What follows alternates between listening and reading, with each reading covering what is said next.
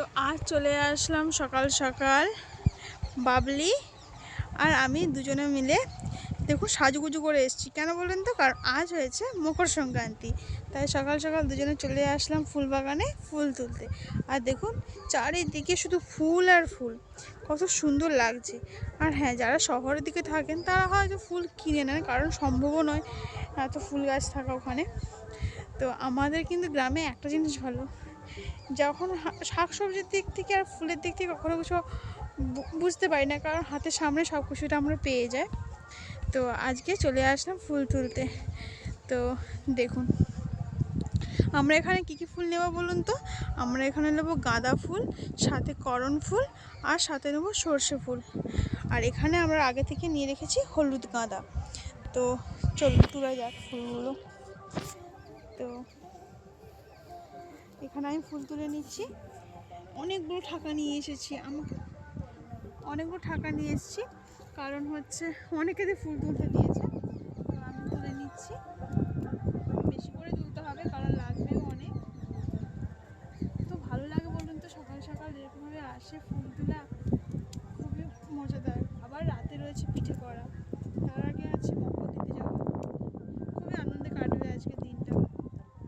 আমি একটু ভিতরে যাচ্ছি, কারণ বড় বড় দেখে নেব, ছোটোগুলো নেব না, ওগুলো বড় হতে টাইম দিতে হবে। তো এখানে আমার লাল গাঁদা নেওয়া কমপ্লিট হয়ে গেছে।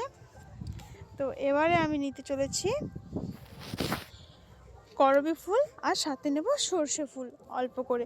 আর মূলো ফুলও লাগে, মূলো ফুলটাও নিয়ে নেব। মূলো ফুলটা দেখুন ওই সাইডে রয়েছে, ওই সাইডকে যেতে হবে। তো তার আগে আমি এখানে করণ ফুল আর সর্ষে ফুল নিয়ে নিই। আচ্ছা, আপনারা কমেন্ট করে জানাবেন তো যে আপনাদের পাশেও কি এই সর্ষে ফুল আর মূলো ফুল পুজোতে লাগে?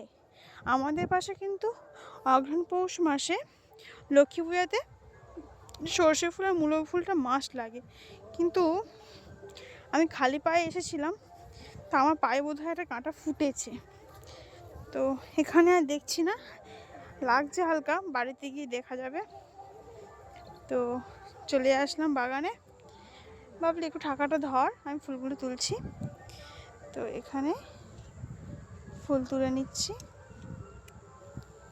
তো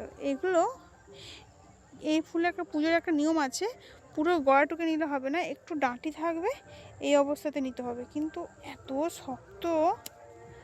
হ্যাঁ, এভাবে নিয়ে নিচ্ছি, যেন সর্ষেও কত থাকে, কিছুটা থাকে। তো এভাবে আমি নিয়ে নেব।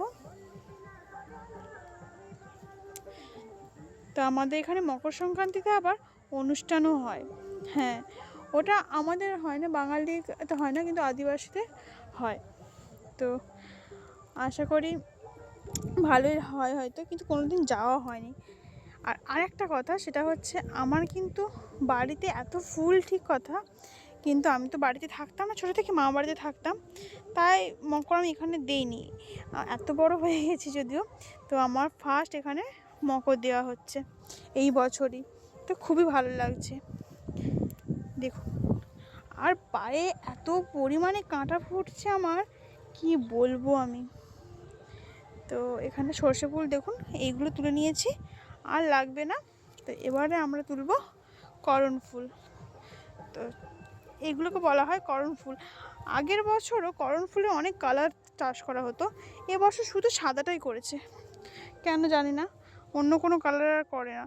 কিন্তু যদি করতো, কালারগুলো আপনাকে দেখাতাম আপনাদেরকে, সেই কালারগুলো আরও খুবই সুন্দর সুন্দর হতো। তো কী আর করা যাবে, এইগুলোই থাক। তো বাবলি হাতে নিয়ে আবার দেখাচ্ছে।